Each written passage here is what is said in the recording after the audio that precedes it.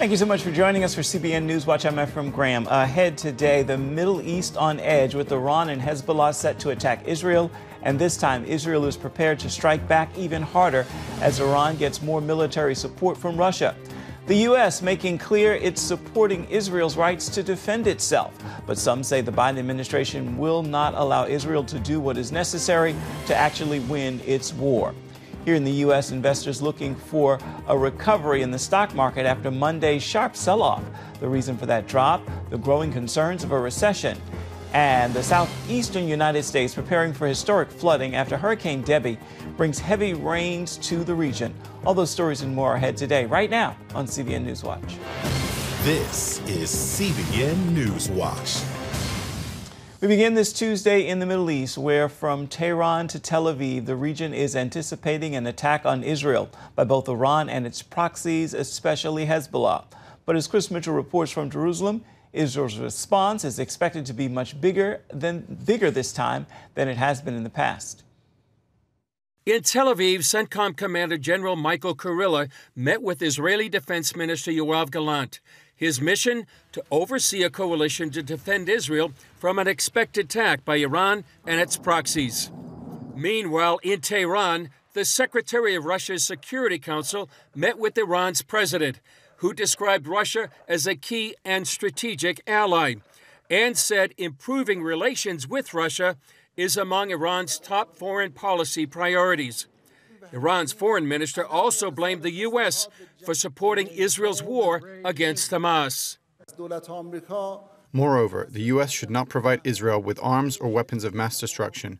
We believe that had it not been for the U.S. government's assistance, Israel would never have taken such a risk. On Monday, several American servicemen were wounded when Iranian-backed militias attacked the U.S. al-Assad air base in Iraq. The U.S. State Department is urging Iran to de-escalate. We have been sending consistent messages through our diplomatic engagements, encouraging people to communicate to the government of Iran that escalation is not in their interest, and that we will defend Israel from attacks, and that escalation does not serve Iran's interest. Most of Israel right now is anxiously awaiting whether or not there will be an attack, what it will be like, and whether the IDF has the capacity to defend it.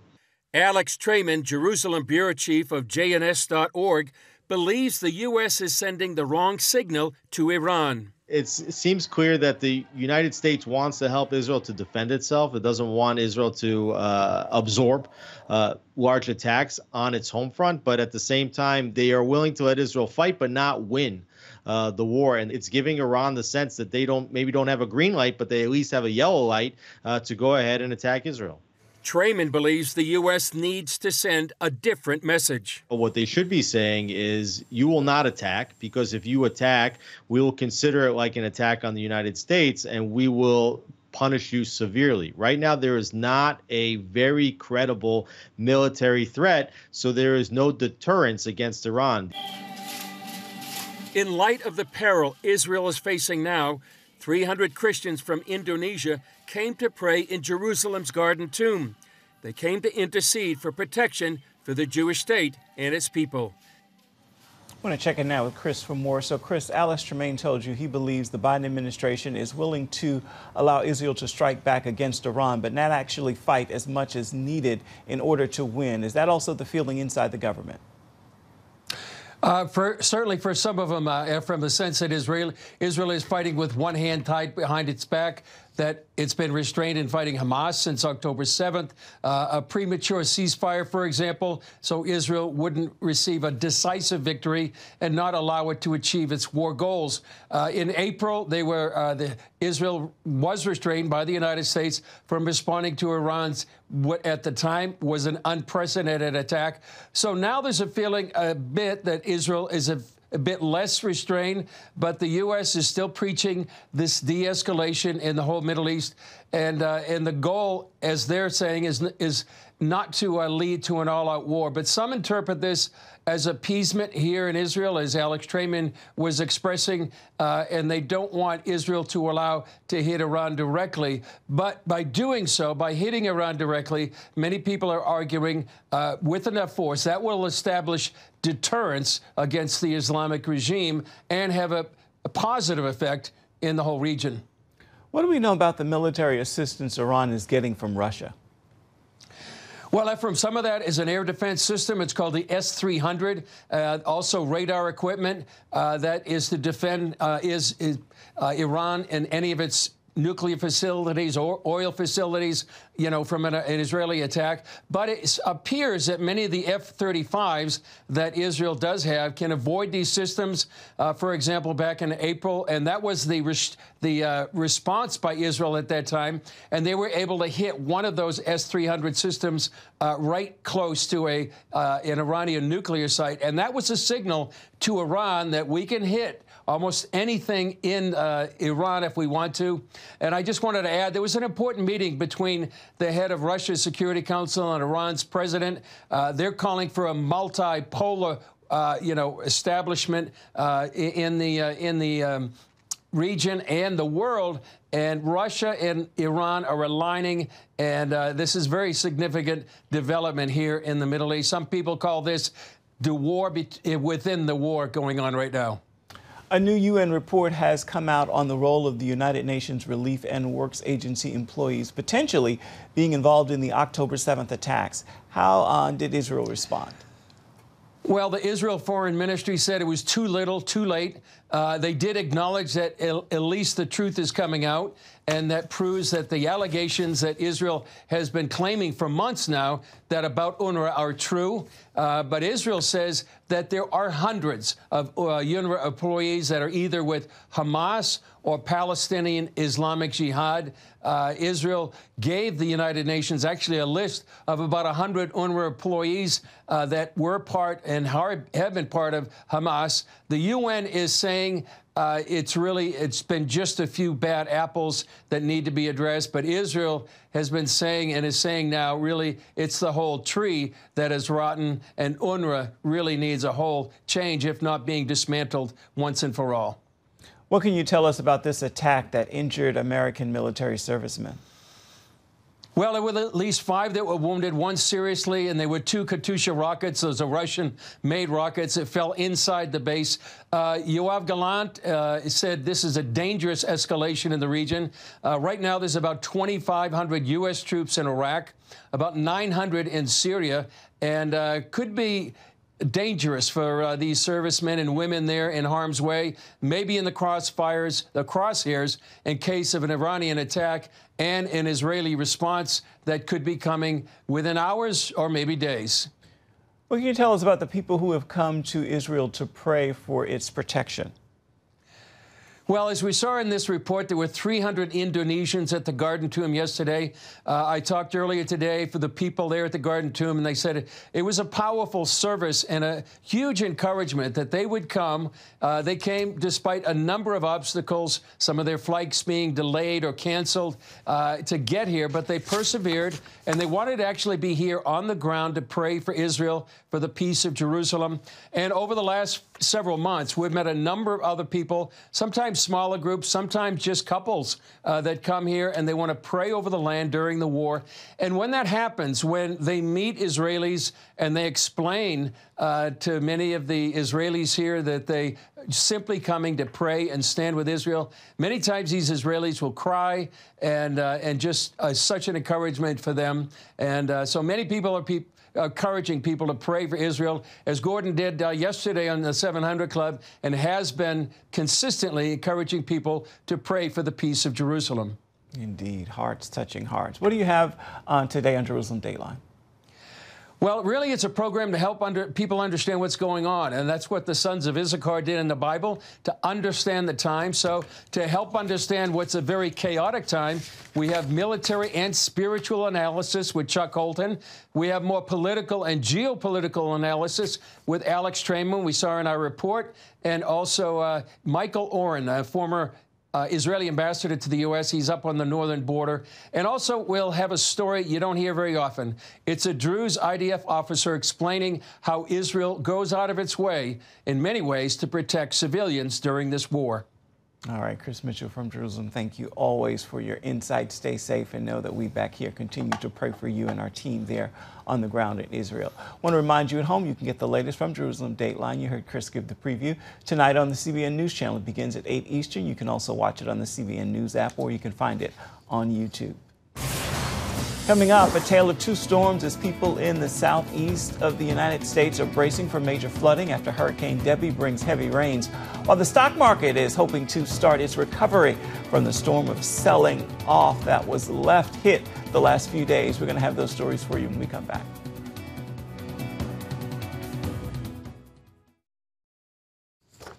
Here in the United States, the word recession is at the forefront of conversations about the economy after a key indicator is signaling that a recession is on the way. Those concerns leading to a major sell-off on Wall Street Monday. CBN's John Jessup has that story now from Washington. Tuesday's early trading overseas is giving investors hope a day after the nightmarish sell-off. Monday's market meltdown producing Wall Street's worst trading day in 2 years. The Dow Jones Industrial Average shedding 1,000 points, down 2.6%, and both the S&P 500 and NASDAQ saw declines of at least 3%. Tech stocks taking the biggest hit, the so-called Magnificent Seven losing more than $650 billion in value. While the news triggered serious concerns of an economic slowdown or even a recession, experts warn there's no need to panic just yet. A lot of the market is up quite substantially so far this year. So in order to put today's declines in context, it's not as bad as it could have been. On CBN's Faith Nation, Bankrate's Mark Hamrick explained Friday's dismal U.S. jobs report spooked investors into what's called a risk-off trade. Really, that means they're just trying to take some money off the table, out of the market. And it remains to be seen whether this is something that's more serious than what might otherwise appear. So, we'll see whether the sell-off is overdone. We'll have a lot more economic data to wade through. Right now, it feels a little bit more like a market event than it feels like an economic event. Some economists predict this might prompt the Fed to make deeper interest rate cuts than previously expected when it meets next month, while speculation of taking quick action in an emergency meeting seems less likely. So, for the average American, what does this mean for anyone with investments like 401ks? The major averages are down about 5% over the past 5 days. That feels like a lot in a short amount of time, but those same key averages are up 10, 15% over the past year, and that means that over the past year, you're still doing better. While economists blame the jobs report, high interest rates, and tensions in the Middle East as causes for the sell-off, the 2024 campaign sees the candidates laying blame elsewhere. Dow Jones is down about 1,010 points. That is called Bidenomics. Former President Donald Trump labeling the market meltdown the Kamala crash, highlighting the White House incumbent effect. But in some ways, she's a new factor, and it's unclear to me how voters would process her role in creating this economy. And so I think surely this will create a lot of angst, but I'm not necessarily convinced it will cut one way or the other as it relates to voters. Voters consistently rank the economy as one of their very top concerns this election cycle, and with talk of recession back on the table, that doesn't appear it'll be changing anytime soon. John Jessup, CBN News, Washington. Turning now to the southeastern stretch of the United States, where residents are bracing for historic flooding as Tropical Storm Debby moves through the region. After the monster system slammed into Florida yesterday, killing 4 people. Laurie Johnson has that story. Tropical Storm Debby is expected to dump record-setting amounts of rain along coastal regions of Florida up through North Carolina, anywhere between 20 and 30 inches, more than the previous high in 2018 from Tropical Storm Florence. The historic city of Charleston, one of several preparing for what could be historic flooding as millions of people along the southeast deal with the slow-moving storm. It may be that this is the most water we've seen for a long time. Maybe. We don't know. So stay alert, stay tuned, and stay safe. Residents and businesses are fortifying their properties with sandbags, while police are barricading streets in vulnerable areas. South of Charleston, a tornado damaging property as continued threats of twisters throughout the region persist. In Savannah, the mayor issuing a curfew, saying the deluge could mean, quote, obliteration for parts of the city. This type of rain hovering over us, coming with the intensity that they tell us that it's coming, it's going to catch a whole lot of people by surprise. Debby made landfall along the Gulf Coast of Florida Monday as a Category 1 hurricane, packing sustained winds of 80 miles per hour. Storm surge and more than a foot of rain left streets underwater in places like Gainesville and Sarasota, where authorities declared flash flood emergencies. Tens of thousands of homes lost power. The Florida National Guard performed hundreds of high water rescues in flooded neighborhoods like this one, saving an elderly man and his dog. The storm is blamed for 4 deaths in Florida, including a 13-year-old boy killed inside a mobile home hit by a falling tree. The young man was asleep in his bedroom, and that's where the major impact was. Near Tampa, police say the driver of this truck lost control of his tractor trailer and it plunged into the water below. Meanwhile, one boater is telling his survival story. It's a washing machine, basically, is what it is in the Gulf. Nathan Thomas and his friend were rescued off Florida's Gulf Coast in 20-foot waves. He said the storm came quicker than expected, and they lost the sail on their sailboat. I knew that if the Coast Guard didn't get us, we probably had less than a 50% chance of surviving. CBN's Operation Blessing is on the ground in Georgia, making damage assessments of the hardest-hit areas along the southeast coast. They'll provide much-needed relief to residents who will be struggling to deal with the damage after the storm moves through. Lori Johnson, CBN News.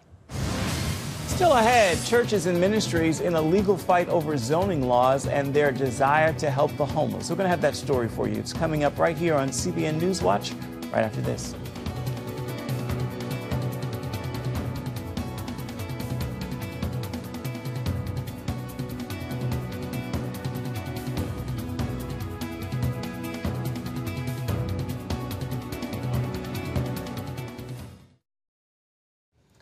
A battle over the right of churches to help the homeless. As ministries face legal challenges from local authorities, they are finding sanctuary in a federal law that protects freedom of worship. CBN's Brody Carter explains.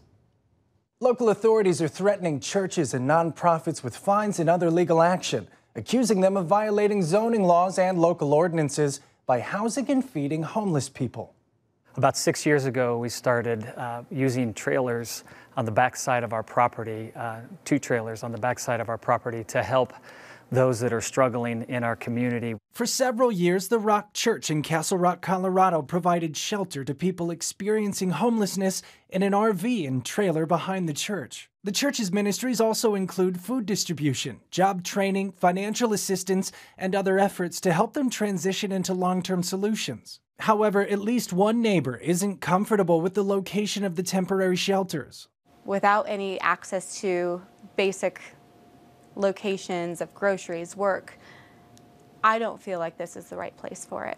Between 2021 and 2023, the town ordered the church to cease its ministry. Recently, a judge ordered the ministry could continue housing people in their RVs while the case is heard in the courts. But it's really difficult for pastors to not only be under these constant threats by the government, have to talk to attorneys in an area that they don't really know that much about, but then also have to continue to care for the desperate ministries around them. Jeremy Dice, an attorney with First Liberty, is representing the church in its lawsuit against the town for violating the right to practice religion. This is why we filed a lawsuit because of our religious freedom to continue to do what we believe we're called to do. It's not only religious freedom at stake. For those being helped, it could mean the difference between staying on the streets or getting a chance at starting a new life. If it wasn't for this trailer and this church, I feel I would have been in the same position because I wouldn't have left that element that I needed to get away from. Similar legal battles are being fought across the country. In Byron Center, Ohio, First Liberty is representing Pastor Chris Avell of Dad's Place, who faced nearly 24 criminal charges for housing the homeless.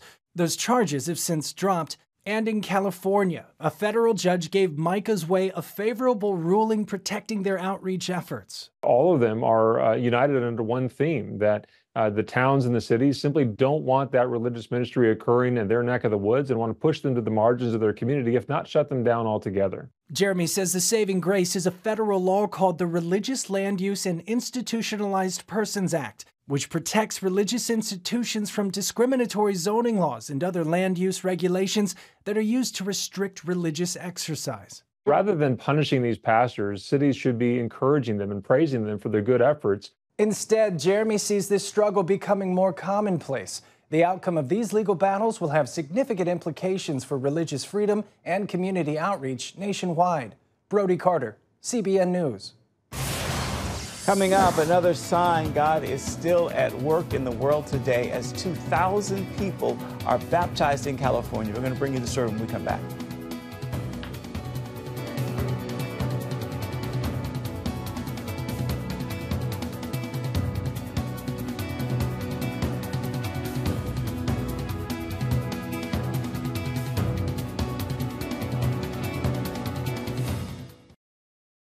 Get your daily quick start from CBN News. A quick read on the important news of the day delivered right to your inbox. Stay current on breaking news, politics, and entertainment.